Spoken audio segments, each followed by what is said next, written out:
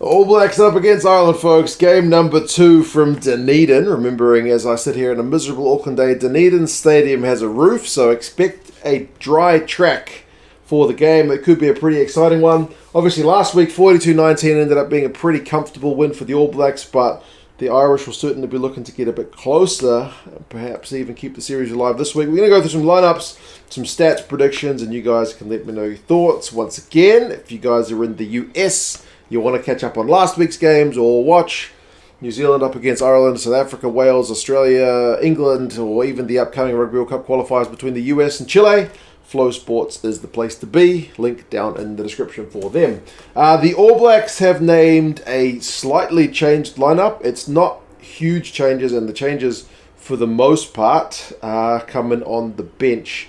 Sam Whitelock ended up getting kind of delayed concussion symptoms, so he is out of the 23. He's going to go through his kind of recovery protocols. That means Scotty Barrett shifts from the slightly controversial 6 jersey to the more conventional 5.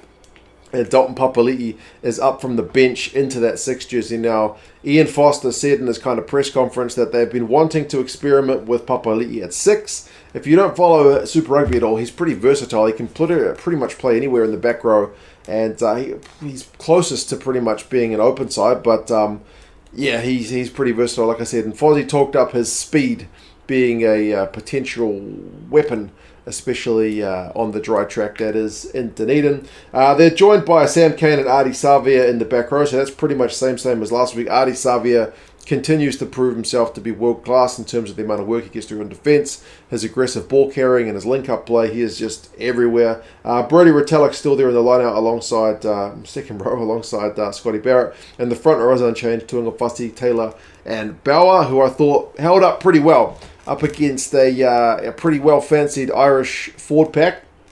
The All Blacks props especially, who've been getting a little bit of stick here in the media for maybe not being up to international standard, they did all right. Smith and Barrett, same 19 combo, so we expect to see the kind of same quick passing game from Aaron, because he was really instrumental into that All Blacks win last week. Tupaea and Rieko, the same midfield, and I thought they had a pretty good shift as well, although Rieko would maybe want to get a bit more ball in hand. And then Sevu, Reece, Leicester, Fainga'anuku and Jordie Barrett, the same back three as last week. So it's pretty consistent for the most part from the All Blacks coaches. But there are some changes on the bench. Taukei'aho is still there, but Aidan Ross will come in for Taukei'aho to get his first test cap if he comes on. So congratulations to him. Taukei'aho's still there.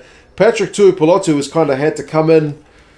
He's got a bit of a locking crisis. Remember, Josh Lord was initially selected in the All Blacks squad, but then he had to pull out with an injury. And then, as I mentioned, Whitelock's concussion plus Tupaea getting COVID. Apparently, he was one of the last guys in the squad to have avoided COVID up until this point.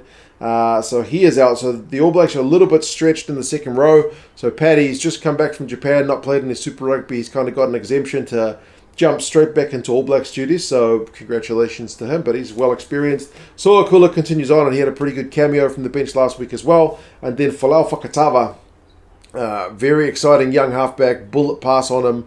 Him and Aaron Smith are teammates, and they both play down in Dunedin, so it's a good time for Fakatava to get his first cap, especially at a ground that he's pretty familiar with, and he's genuinely added a lot of impact in the Super Rugby season when coming on for Smith. They're a pretty good combo. Mo'unga's still there in the 22 jersey, and then Will Jordan comes in for Braden Enor in 23. Apparently his recovery from COVID was slightly ahead of some of the other guys like Goodhue and David Harville. He's still got a bit of a neck niggle, so apparently he's making good progress, but they're giving him kind of an extra week. But in terms of aerobic recovery, Will Jordan was a couple of days ahead of everyone else. That doesn't surprise me, because Will Jordan's ahead of most people at most things, especially anything aerobic. So, yeah, guys like Akira Ioane and Nepolala are also still recovering. Enor and Christie, I believe, are just kind of selections. So you could say dropped, or you could say rotated, whatever you want. But either way, that's your All Black squad.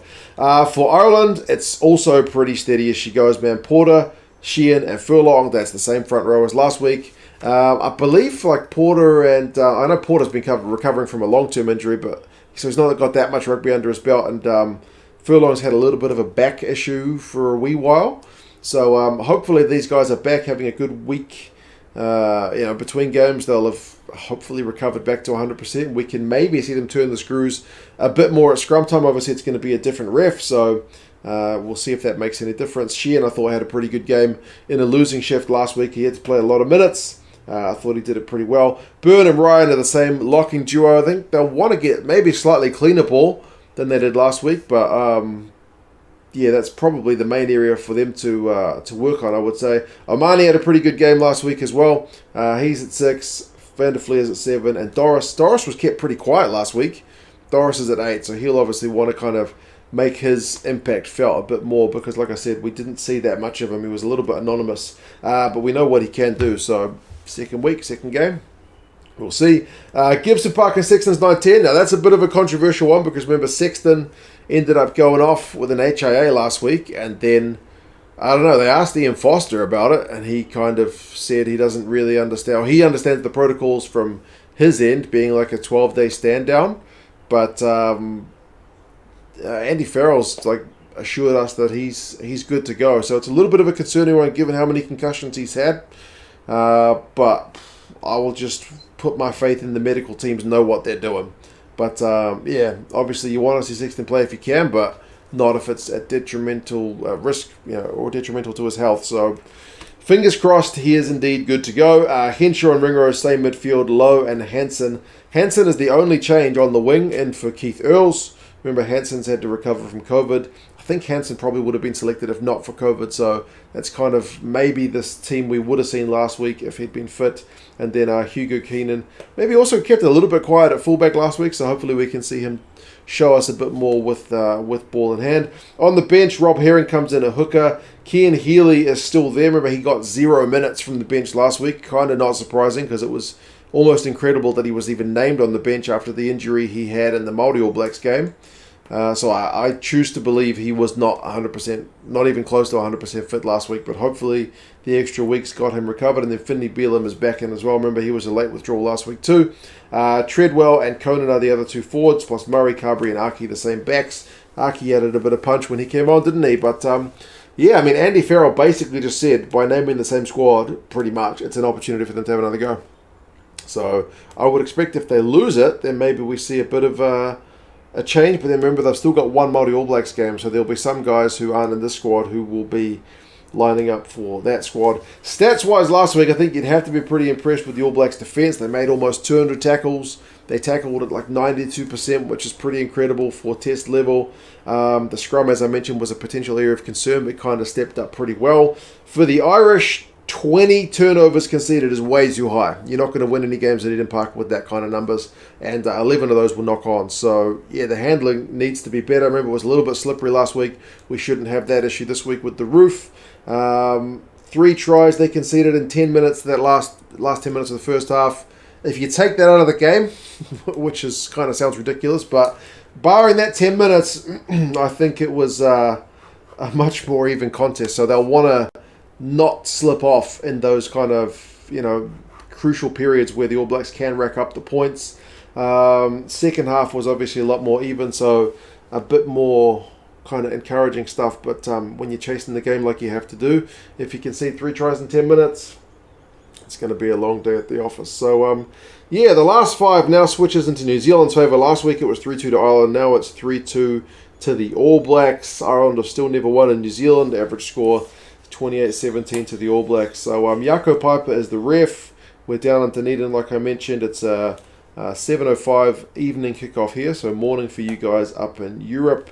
Predictions-wise, the bookies have got the All Blacks by 14, and the Rugby Forecast algorithms got the All Blacks by 11. So the All Blacks essentially predicted to put in a similar shift to what we saw last week. We will see. All Blacks are second in the world, chasing down the South Africans. They can get really close if they win this one. The Irish are sitting there in 4th for what that's worth. So, you guys let me know your thoughts. And if you want any British and Irish Lions gear, summer sale. Link down in the description. Get your gear on special. It's the best way. Take care, guys, and I'll talk to you guys again soon. See you later.